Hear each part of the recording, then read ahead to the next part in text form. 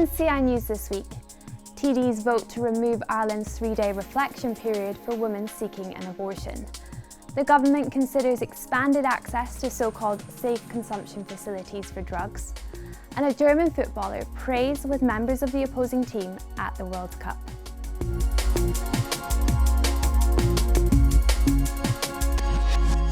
Hello and welcome to CI News on the 19th of June. I'm Joanna Tim.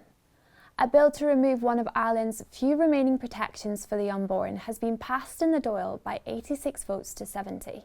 The Sinn Féin proposal to end the 3-day waiting period will now be considered by an Oireachtas committee.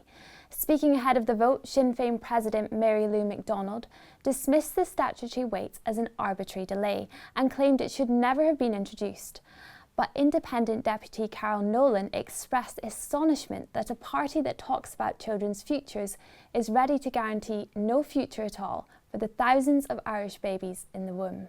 Sinn Féin wants to talk about unity, about nationhood, about the Ireland of tomorrow. But how can you speak about tomorrow when you refuse to protect the children who would live in it today? How can you speak about sovereignty when you will not even defend the sovereignty of the most basic human right, the right to life? The Institute's director, Kieran Kelly, urged Christians to continue to bear witness to the truth of God's words and the sanctity of human life. The unborn do not have a voice of their own. We must speak up on their behalf. Plans to open drug shooting galleries in Cork and Limerick are being considered by the government. Medically supervised injecting facilities are government-funded spaces that allow addicts to inject illegal substances without fear of arrest. A statement from the Department of Health explained that results from the evaluation of Dublin's pilot scheme will inform future decisions. Radio presenter and podcaster Niall Boylan accused those in support of more injection sites of having given up on the war on drugs and resigning themselves to just trying to reduce harm.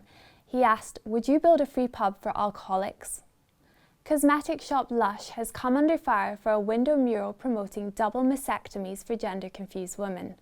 Artwork at one of its stores in the southeast of England depicts a cartoon tiger emblazoned in the colours of the transgender flag, sporting the scars of breast surgery and bearing the slogan, "Proud of my stripes." Journalist Janet Murray, who had breast surgery for cancer last year, called for the painting to be removed. Breast removal surgery is not something I regard as cute, playful or empowering, nor is it something I believe retailers should be celebrating. The artist, trans activist Bucky Ringsell, who describes herself as non-binary, accused her critics of being transphobic nutters. But Helen Joyce of Sex Matters described the message as disturbing, harmful and deeply offensive to women who have undergone mastectomy because of cancer. And finally, German midfielder Felix Nemetschke was seen praying with members of the opposing team following Germany's World Cup victory over Curaçao. Nemetschke, who has been bold in talking about his Christian faith, celebrated scoring the first goal of the match by kneeling and laying down his crown before God.